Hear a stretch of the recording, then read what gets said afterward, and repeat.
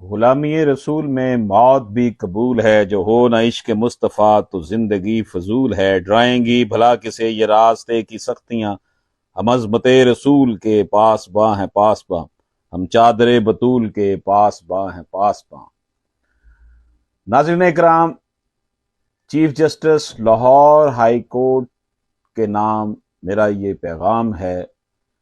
کہ کیا اتنے بڑے منصب پر بیٹھے ہوئے لوگوں کو ذرا بھی خیال نہیں کہ وہ کیا کر رہے ہیں؟ ناظرین اکرام، ریٹ پٹیشن نمبر 167/2024 میں جو ہے ایک فیصلہ سنایا گیا ہے 29/4/2024 کو۔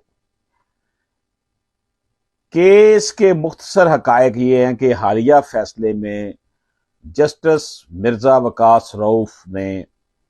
اپنے فیصلے میں پی ایل ڈی 1959 لاہور 566 کا ایک فیصلہ تھا، اس کا حوالہ دیا ہے۔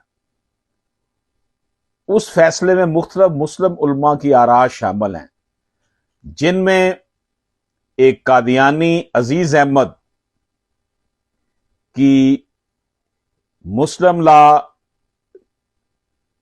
صفحہ 235 کی رائے بھی شامل ہے۔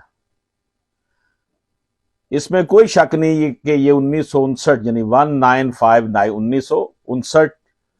کا فیصلہ تھا، جس کو ریفرنس دیا ہے مرزا وقاص رؤف صاحب نے اپنے موجودہ فیصلے میں 2024 کے۔ اس وقت قادیانیوں کو اسلامی جمہوریہ پاکستان کے آئین کے تحت غیر مسلم قرار نہیں دیا گیا تھا، تاہم 1974 میں آئین پاکستان میں ترمیم کر کے قادیانیوں کو غیر مسلم قرار دے دیا گیا۔ حالیہ فیصلے میں قادیانیوں کو بغیر ان کی موجودہ آئینی حیثیت کی وضاحت کے شامل کرنا ابہام اور غلط تاثر پیدا کرتا ہے، کیونکہ یہ غلط تاثر پیدا ہو سکتا ہے کہ ان کی آراء اسلامی علماء کی نمائندگی کرتی ہے۔ میرا یہ بطور بانی چیئرمین تاجدار ختم نبوت committee Lahore high court bar یہ مطالبہ ہے کہ اسلامی علماء کے تناظر میں قادیانیوں کا حوالہ دینا بغیر ان کی موجودہ آئینی حیثیت کی وضاحت کیے گمراہ کن اور غلط ہے۔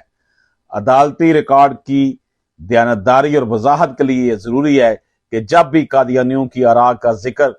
یا ان کا حوالہ دیا جائے تو ان کی موجودہ حیثیت کو واضح طور پر بیان کیا جائے۔ متبادل طور پر قادیانی علماء کی رائے کو فیصلے سے یا تو حذف کر دیا جائے تاکہ کسی قسم کی الجھن یا غلط تاثر سے بچا جا سکے۔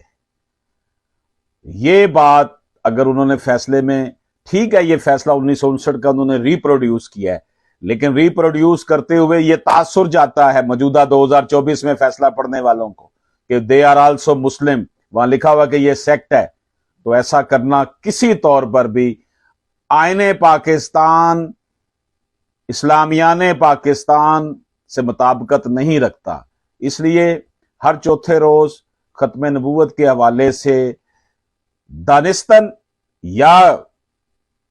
نادستہ طور پر، غیر نادستہ طور پر، انٹینشنلی ہو سکتا ہے یا ہم کہتے ہیں کہ ہو سکتا ہے انٹینشنلی نہ کیا ہو، لیکن اس سے جو میسج جاتا ہے کہ پاکستان کتنی بڑی عدالت سے فیصلہ آ رہا ہے، تو یہ